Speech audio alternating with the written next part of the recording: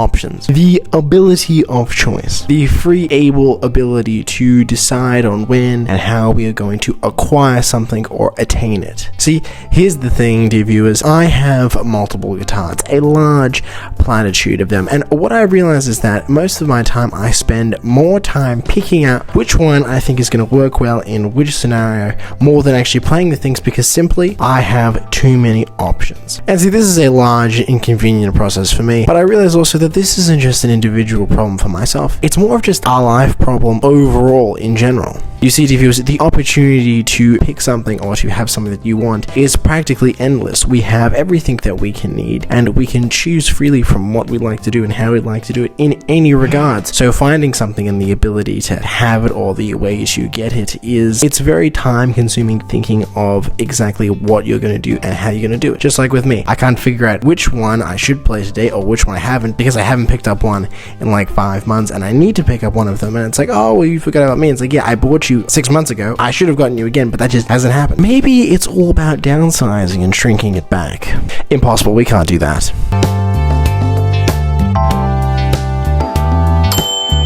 Now let's start off with my examples. See, when I was talking about my guitars earlier, when we're choosing and we're deciding on our options and what we have here, we gotta think of, alright, tonality of which one we want, which one's gonna suit best in the certain type of tuning that I'm using, which one for the particular project or particular song that I'm working on, which has the best feel, which one I'm able to go, alright, now this is gonna be the exact right one for it. You know, when it comes to talking about options, you know, there's no other real contender quite like Netflix, you know. I start my Netflix journey with all the simple things, you know, what do I want to watch today? Is it a movie or is it a show? And then comes the hard part, deciding. You see, we have a plethora right here of movies that are fantastic. I mean, they're great films. And then we have a set of TV shows here that are fantastic as well. Great. Couldn't complain at all about it. But the real thing now is figuring out what I want to watch. By far, the hardest thing you have to do on the website. It's the hardest thing. Not even logging in, even if you're old or nothing. No, it's finding what exactly you want. Because that task can take longer than you watching the movie even of itself. And you know, while we're on the topic of Netflix, one thing that I have a massive gripe with them about is that I'll be there and I'll be watching a fantastic TV show.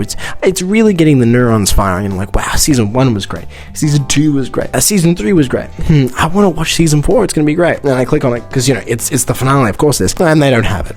It's not there. And you're like, oh, I know they record it. So you look it up on other websites. It's like, oh, they have it. You know, like Disney has it, Prime has it. And then you look and then it's just not there. And Netflix doesn't have it. It's like, oh, you got to go watch something else. But if you want to watch the rest of the seasons and all the bonus episodes, we have that here. We just don't have that one season. So you got the licensing for the show, for everything else, and you still can't do it. You know, on top of that, and I think everyone can feel the same about this, say that there's a movie that you really like, and you're like, well, let me just see if they have it. They might not. And I'm typing it in, I'm putting it in the bar, and then the top one there is like, oh, did you mean, you know, the B movie? And I was like, yeah, I love the B movie. Let's watch the B movie. And you click on it, it's like, oh, we don't have the B movie. It wasn't there in the first place. We knew what you were talking about, and we just like to play this silly game. You know, it's a great game between me and you. All the buddies at the station laugh at it, and I'm just like, really?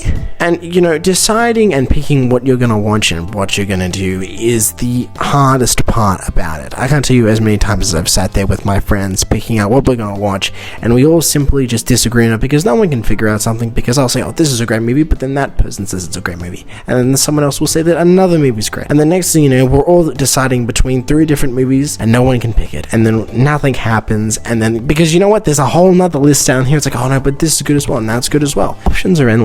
And it's getting frustrating now. You know, sometimes having 5,000 different things to watch is even worse than having 5, because at least with 5 you have to pick one of the 5. You can't spend 30 minutes on it. It's 5-second decision. Now, which one is it going to be? But no, we now have 10,000 more options, and then they also take away the movies.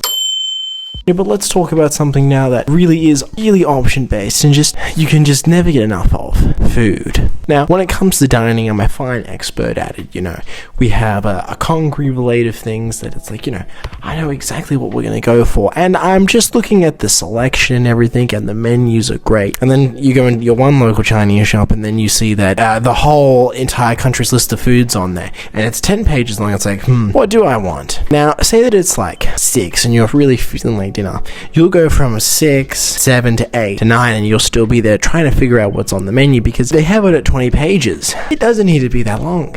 You know, why do they have the same dish with 20 separate herbs and different spices and different integrated flavors that are ever so slightly different? We don't need 50 of them. Just one of them can work, or 2 of them if you want to have a bit of variety. But menus, I think, should personally be much more condensed down, much more digestible, because these pamphlet books, these Oxford Dictionary books with the 600-page plus director's cut, if you're looking for some more options or alternative versions to things, are kind of getting a bit of out of hand now. But it's not just confined to those cuisines. Any restaurant is susceptible to large menu disorder. There's simply just too much. You know, a one menu style I think would really benefit the local community. One menu dedicated for your food, and then one dedicated for your drinks. Unless you're like a wine bar, or you're like a tasting place that's like, okay, we have basically everything for you under the sun, I can completely understand that. But if you're just a generalized restaurant, why do we need a 10-page menu? There's too much to pick from. You know why I come here. I come for the same order every day. Why would I start changing it now? And you know, by the time that I finished picking out what I want and everything that we do and organize, I'm not even hungry anymore. I'm just uninterested. I just put away, and you know what? I'll just go back home. It's just fine. And you know, once you just start looking at everything, the effort that you're putting into it is sometimes not just worth the reward of it. Sometimes I really just don't want that one specific type of chicken curry, and I can just never find it, and it's not there, and I don't know where it is. And I asked them, it's like, oh, consult the menu. Your menu is a Bible. There's 12 different books in it with 12 different sets of spices. Why is there a hot sauce section? I don't even know. Now, to combat all of these different problems, I've personally started my own anti-method of anti-options.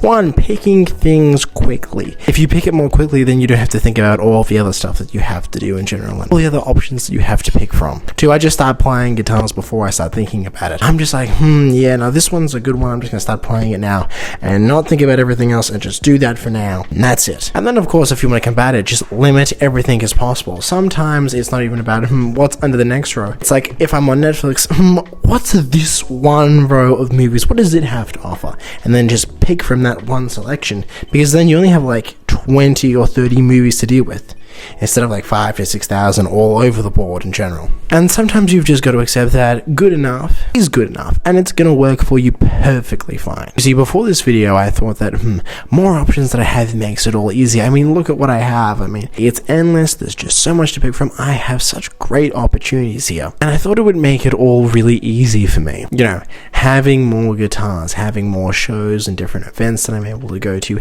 having more food options on the Chinese menu. Here's the thing, even options ask for their own decisions in the first place as well. And so even doing all these decisions, and the more decisions that you have to do yourself, the more tiring that it gets, because you're just looking and browsing and not doing the fun part, but the boring, tedious part of picking. So here's my thing, dear viewers. Maybe the goal isn't to have every option. Maybe the goal is purely just to choose one thing and actually enjoy it. Okay, bye. Hey guys, thank you so much for watching this video until the end. I really appreciate it. I hope you enjoyed it.